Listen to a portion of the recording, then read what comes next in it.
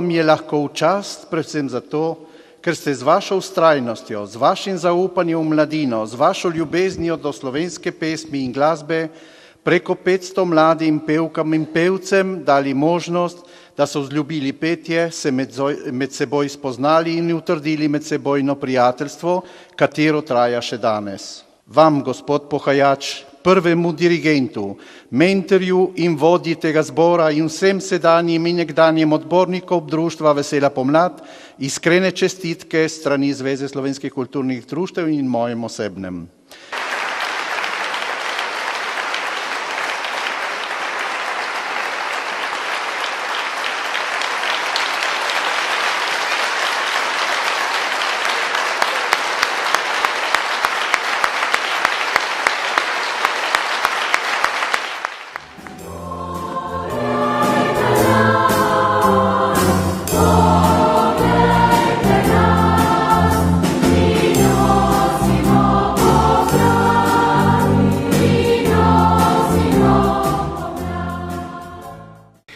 In Vesela pomlad je na svoji več kot 30-letja dolgi poti nabrala brez števila laskavih in dragocenih priznanj. Nekatera od teh so gospodu Pohajaču še posebej pri srcu. Torej, med tolikimi vabili, ki smo jih imeli, je tudi prišlo vabilo z Češke in sicer z mesta Kromeržiša.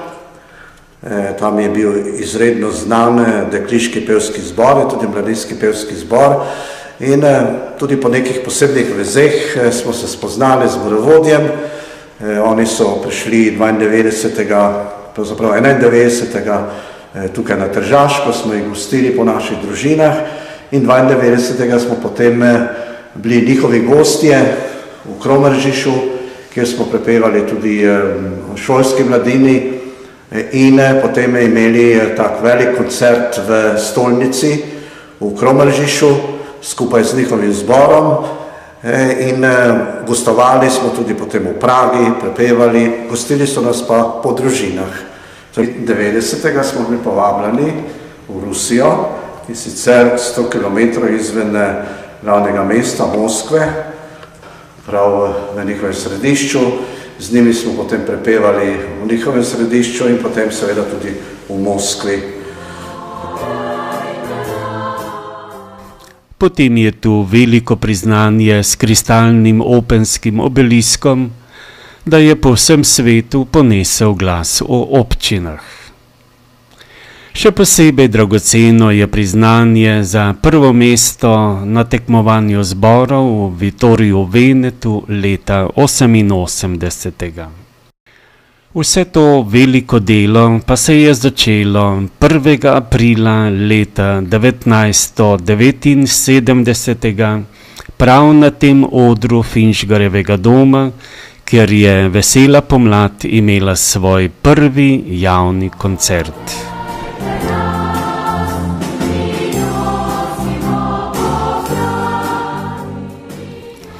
Začelo se je pravzaprav v šoli, kjer je celih 38 let učil verouk v Slovenski ljudski šoli na občinah, v Trepčah, na Repentabru in nekaj časa tudi pri Svetem Jakobu v Trstu.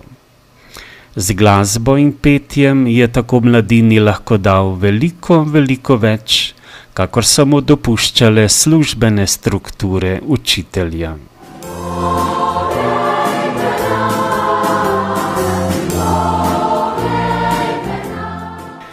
Gospod Pohajač pa ni velik samo kot zborovodja in učitelj, velik je tudi v svoji duhovniški gorečnosti.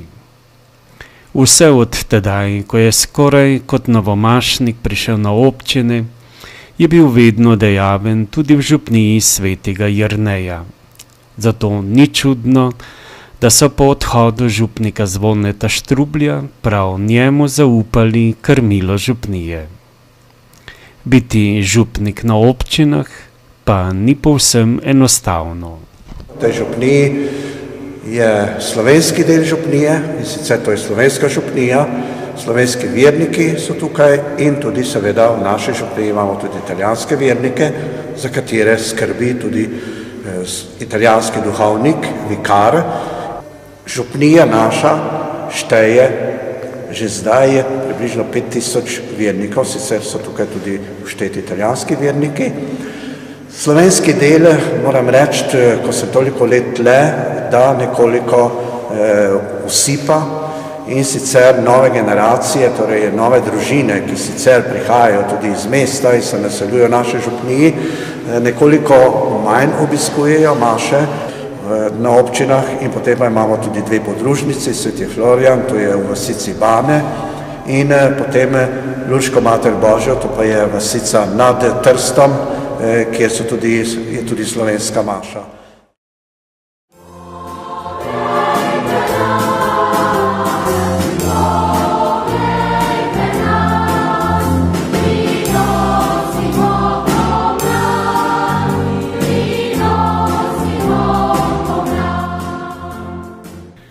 Po vsem tem, kar smo videli in slišali, se človek sprašuje, kako je bilo mogoče vsa ta področja, ki vsako od njih zahteva celega človeka in še kaj več, držati na tako zavidljivem nivoju. Gospod Pohajač ima odgovor starih Latincev: drži red in red bo držal tebe. Torej, gotovo, da časa več kot toliko ni, ampak prišel sem do tega zaključka, da če si količkaj organiziran, lahko neverjetno veliko stvari delaš in si istočasno seveda tudi pač omogočaš, da stvari več ali manj so tudi urejene, ker drugače je nemogoče, prideš v en nered, ki potem te samo nekaj potiska v eno nervozo, kakorkoli že. Gotovo moram reči, da pretiravam, kar se tiče potem nočnih ur.